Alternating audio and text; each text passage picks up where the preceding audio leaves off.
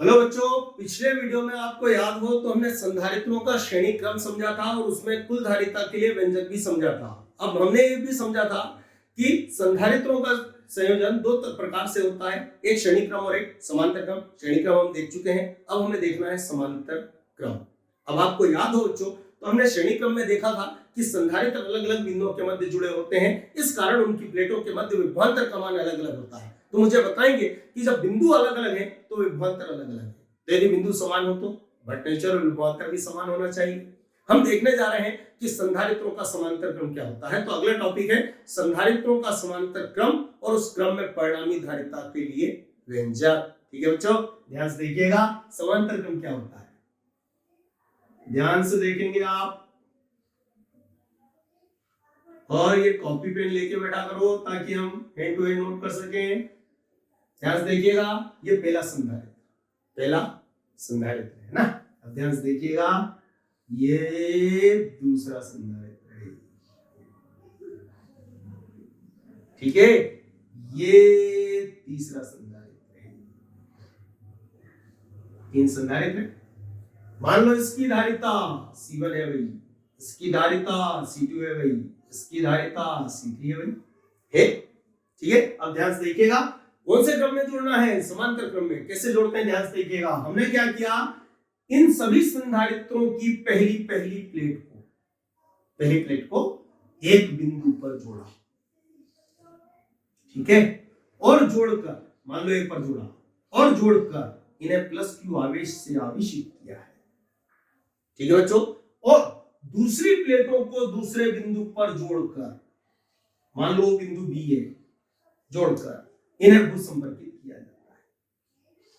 क्या किया जाता है, भूसंपर्कित। इसे कहते हैं संधारित्रों का समांतर क्रम। यदि हमसे पूछा जाए कि संधारित्रों का समांतर क्रम संयोजन क्या होता है, तो हम इसे शब्दों में बखार दे चित्र को, तो समझाने के लिए आएगा तो क्या बोलेंगे, संधारित्रों के समांतर क्रम संयोजन में प्रत्येक संधारित्र की एक प्लेट को एक बिंदु पर जोड़कर इन्हें प्लस Q आवेश से आवेशित किया जाता है और दूसरी प्लेटों को दूसरे बिंदु पर जोड़कर इन्हें भूसंपर्कित किया जाता है।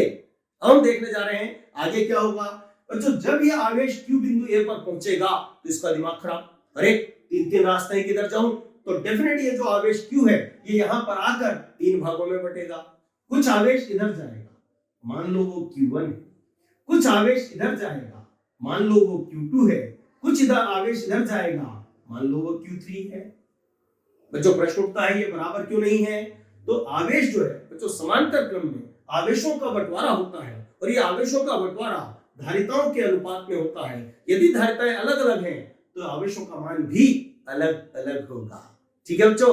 अब जब ये Q1 आवेश यहां पहुंचेगा तो ये प्लेट प्लस Q1 आवेश से आवेशित हो जाएगी। अरे तो फिर विद्युत प्रेरण होगा, यहां अंदर कौन सा आवेश आएगा, माइनस Q1, बाहर कौन सा आवेश आ जाएगा, प्लस Q1। तो वैसे ही यहां होगा बच्चों, यहां आएगा प्लस Q2, समझ रहे ना। यहां आएगा माइनस Q2, यहां हो जाएगा प्लस Q2, ठीक है। यहां आ जाएगा प्लस Q3, यहां आ जाएगा माइनस Q3, बाहर आ जाएगा प्लस Q3। अब ध्यान से देखिएगा, ये जो बाहरी प्लेट है, ये जो दूसरी प्लेट का बाहरी भाग है, ये बिंदु B पर जुड़ रहा है। तो यहां से आवेश चलकर, यहां से आवेश चलकर, यहां से आवेश चलकर मतलब यूनिट के बगे बगे चल लिया, पहुंचेंगे कहां पर, B पर। तो अरे तीनों वापस मिल जाएंगे। बच्चों ये तीन टुकड़े किसके थे, Q के। तो डेफिनेटली यहां पर ये मिलकर वापस क्या बन जाएगा, Q, और वो Q भी संपर्कित हो जाएगा, ठीक है बच्चों। ये संधारित्रों का समांतर क्रम है। अब हमने श्रेणी क्रम में पिछले वीडियो में समझा था कि बिंदु अलग अलग होने के कारण, मतलब संधारित्र अलग अलग बिंदुओं के मध्य जुड़े होने के कारण उनकी प्लेटों के मध्य विभवांतर अलग अलग होता है। और यहां देखें आप, पहला संधारित्र A और B के बीच जुड़ा है, दूसरा भी, अरे वो भी A और B के बीच जुड़ा है, तीसरा भी A और B के बीच जुड़ा है, अरे ये तो समान बिंदुओं के बीच जुड़े हैं। तो इनकी प्लेटों के मध्य विभवांतर भी समान होना चाहिए। तो ध्यान से देखिएगा, यदि इस A और B के बीच का विभवांतर यदि हम कितना माने V, तो बच्चों चूंकि ये A और B के बीच का है, तो ये भी A और B के बीच, ये भी A और B के बीच, ये भी A और B के बीच, तो डेफिनेटली यहां जो विभवांतर है वो क्या होगा, V,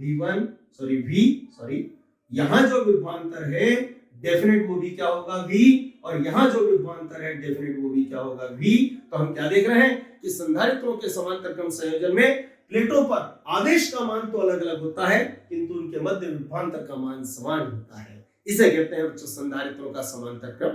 तो पूरा शब्दों में बोले तो क्या बोलेंगे, संधारित्रों के समांतर क्रम संयोजन में प्रत्येक संधारित्र की एक प्लेट को एक बिंदु पर जोड़कर इन्हें प्लस q आवेश से आवेशित किया जाता है और दूसरी प्लेटों को दूसरे बिंदु पर जोड़कर इन्हें भू संपर्कित किया जाता है। इस प्रकार के संयोजन में संधारित्रों की प्लेटों पर आवेश का मान अलग अलग किंतु संधारित्र समान बिंदुओं के मध्य जुड़े होने के कारण इनकी प्लेटों के मध्य विभवांतर समान होता है और इसे कहते हैं बच्चों संधारित्रों का समांतर क्रम। अब हमें परिणामी धारिता के लिए व्यंजक स्थापित करना है तो हेडिंग डालेंगे हम परिणामी धारिता या तुल्य धारिता के लिए व्यंजक, फिर ये चित्र बनाएंगे। अब इस चित्र में कुछ चीजें हैं जो हमने थ्योरी में ऊपर नहीं बोली है वो हमें अब लिखना पड़ेंगी। तो हम क्या बोलेंगे सुनिएगा, माना C1, C2 व C3 धारिता के 3 संधारित्र समांतर क्रम में जुड़े हैं जिनकी प्लेटों के मध्य विभवांतर V और प्लेटों पर आवेश क्रमशः Q1, Q2 व Q3 है। तो परिणामी आवेश, कौन सा आवेश बच्चों, परिणामी आवेश मतलब टोटल आवेश। बच्चों टोटल आवेश कितना है Q और इसके कितने टुकड़े हुए 3, तो क्लियर है जो Q है ये बराबर हो जाएगा बच्चों Q1 plus Q2 plus Q3। इसे डाल देते हैं समीकरण। बच्चों श्रेणी क्रम की तरह ही हम एक बार फिर गलती पे हैं, हमें निकालना है परिणामी धारिता, हमने निकाल लिया परिणामी आवेश, तो घबराइए मत। अब हमें करना क्या पड़ेगा, तो क्लियर है कि यदि हमें परिणामी धारिता ज्ञात करनी है तो हमें 4 मान चाहिए होंगे क्योंकि इन चारों का विलोपन करना है। ठीक है, तो पहले वो मान ज्ञात करें। तो हम क्या बोलेंगे, अब यदि, बच्चों ध्यान से देखिएगा, अब यदि परिणामी धारिता C हो, कौन सी धारिता, परिणामी धारिता क्या हो, C हो, तो विद्युत धारिता की परिभाषा से, और विद्युत धारिता की परिभाषा तो बच्चों ये होती है C बराबर Q बटे V। हमें चाहिए किसका मान, Q का, तो V का क्रॉस गुणा कर देते हैं। तो विद्युत धारिता की परिभाषा से Q बराबर क्या हो जाएगा, CV। बच्चों इसे हमने डाल दिया समीकरण 2। बधाई हो, हमें Q का मान मिल गया है। अभी भी 3 मानों की दरकार है, Q1, Q2 और Q3, और हम वो आसानी से ज्ञात कर सकते हैं क्योंकि अब आप समझदार हो चुके हैं। तो देखिएगा वो मान कैसे ज्ञात करेंगे, हम क्या लिखेंगे, और इसी प्रकार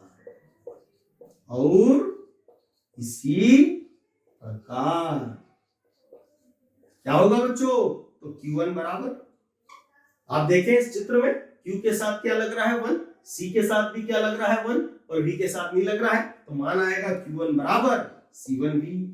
तो क्लियर है, Q2 का मान समझ में आ रहा है कि नहीं आ रहा बच्चों, C2V, और Q3 का मान डेफिनेट क्या हो जाएगा, C3V।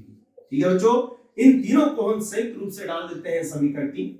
अब आप देखेंगे समीकरण 2 और 3 में हमारे पास टोटल 4 मान है और इन चारों मानों की जरूरत समीकरण 1 को है, तो हम इन मानों को समीकरण 1 में रखेंगे। तो हम क्या लिखेंगे, समीकरण 2 और 3 से समीकरण 1 में रख देते हैं मान। बच्चों ध्यान से देखिएगा, ध्यानपूर्वक समझना, ठीक है। तो ये Q का मान है बच्चों CV, इसमें C क्या है, समांतर क्रम में परिणामी धारिता, जिसके लिए हमें व्यंजक स्थापित करना है। पढ़े ये क्या लिखा, Q1, बच्चों Q1 का मान है C1V, अभी ताजा निकाला था हमने। Q2 का मान है C2V और Q3 का मान है C3V। बताएंगे इन तीनों में कॉमन क्या निकल रहा है, तो इन तीनों में कॉमन निकल रहा है V, तो इसको कॉमन निकाल देते हैं। तो या लिख के हम क्या लिखेंगे, CV बराबर, अंदर क्या बचेगा C1 प्लस क्या बचेगा C2 प्लस क्या बचेगा C3, बाहर क्या निकल जाएगा V। बच्चों V से ये V क्या हो जाएगा, कट जाएगा। ठीक है, तो या लिख के हम क्या लिखेंगे, C बराबर C1 plus C2 plus C3, और इसे कहते हैं बच्चों संधारित्रों के समांतर क्रम में परिणामी धारिता के लिए व्यंजक या तुल्य धारिता के लिए व्यंजक। ठीक है, अब इस पर आधारित भी कुछ ऑब्जेक्टिव बनते हैं। ठीक है बच्चों, तो वो ऑब्जेक्टिव अब हम अगले वीडियो में डिस्कस करेंगे। ठीक है।